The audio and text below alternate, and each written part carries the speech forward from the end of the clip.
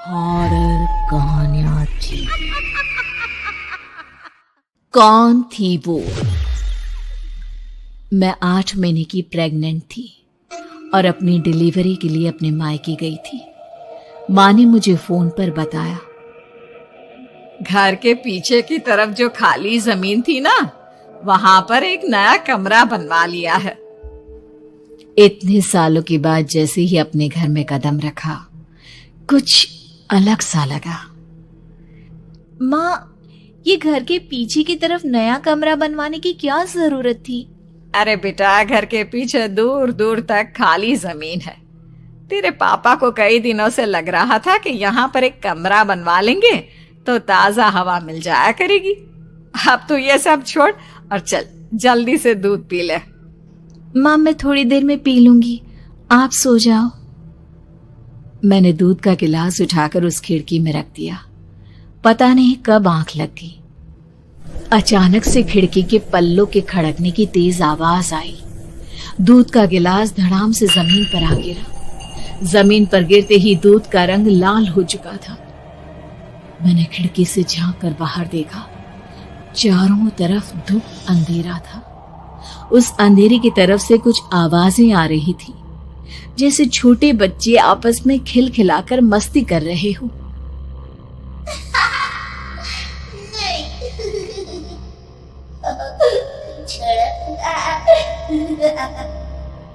इतनी रात को इतने घनघोर अंधेरे में बच्चों की आवाज कैसे आ रही है? घड़ी में वक्त देखा तो ठीक 12 बजे थे। देखकर मैं सन्न रह गई। बुरी आत्माओं और भूतों की कई कहानियां मैं सुन चुकी थी। वक्त भी कुछ ऐसा ही था। ऊपर से मैं प्रेग्नेंट। सुना था कि ऐसे वक्त में अक्सर बुरी आत्माएं औरतों का पीछा करती है, तो क्या मेरे पीछे भी?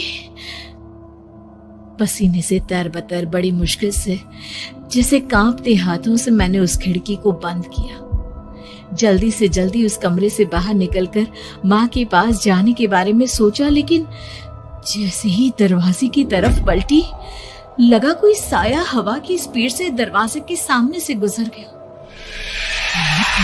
मेरे गले में अटक कर रह गई।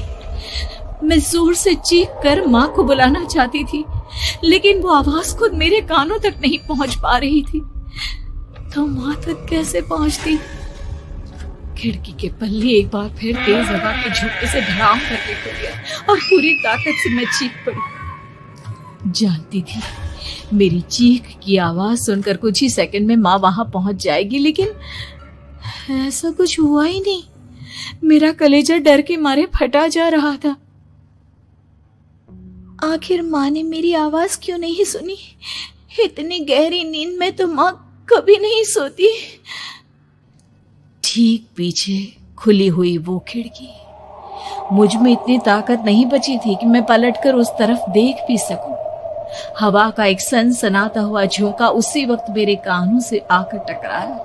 लगा जैसे किसी ने दबी हुई आवाज में धीरे से मुझसे कहा, चली जाओ यहाँ से। मैंने दोनों हाथ अपने कानों पर रख लिए और एक बार फिर ताकत लगाकर जोर से चीखने की कोशिश की।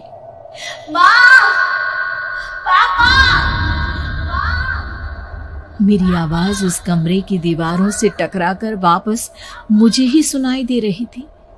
जितनी ताकत के साथ मैंने चीखने की कोशिश की थी, कुछ ही देर बाद उससे कहीं ज्यादा तेज और दर्दनाक चीख मुझे सुनाई देने लगी। ये आवाज ठीक मेरे पीछे खिड़की से आ रही थी। वो आवाज मेरे कानों में पिघलते हुए लोहे की तरह गिर रही थी। उन आवाजों में हैवानियत थी। वो आवाजें किसी इंसान की नहीं है, इतना मैं समझ चुकी थी। कांप रहे हाथों से मैंने अंधेरे में कुछ ढूंढने की कोशिश की। तभी अचानक मेरा हाथ बेड पर रखी टॉर्च पर पड़ा। किसी तरह ताकत लगाकर टॉर्च का बटन ऑन किया, लेकिन ये क्या?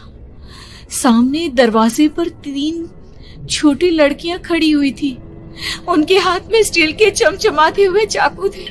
मैं घबराकर लड़खड़ाई और पीछे की तरफ हटी, लेकिन तब तक वो मेरे पास आ चुकी थी।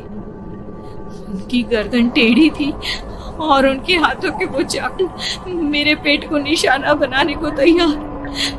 मैं जोर से चीखी, नहीं, छोड़ दो मेरे बच्चे को, मत मारो, मत मारो, छोड़ दो मेरे बच्चे को। सोनाली, सोनाली, क्या हुआ बेटा? तू इतनी डरी हुई क्यों है? उठ बेटा, क्या हुआ? हड़बड़ाकर मैंने अपनी आंखें खोली। देखा तो दिन निकल आया था। माँ मुझे जगा रही थी। मेरा चेहरा पूरा पसीने से लथपथ था। क्या हुआ बेटा? तुमने कोई बुरा सपना देखा क्या? मैं अभी तक अपने पूरे होश में नहीं थी। वो मेरे बच्चे को मार देगी माँ। वो लड़की मेरे बच्चे को। मैंने घबराकर अपने पेट को छुआ। सब कुछ ठीक था। और वो दूध जो रात को यहाँ पर गिर गया था, उसका रंग लाल हो गया था। माँ ने हंसते हुए दूध का गिलास मुझे दिखाया। तुमने दूध पिया ही नहीं, पूरा का पूरा ऐसे ही रखा हुआ है। तुमसे कहा था ना सोनाली, सेहत के लिए लापरवाही ठीक नहीं बेटा। लेकिन मैंने तो सब कुछ अपनी खुली आंखों से देखा था। ये सपना कैसे हो सकता है?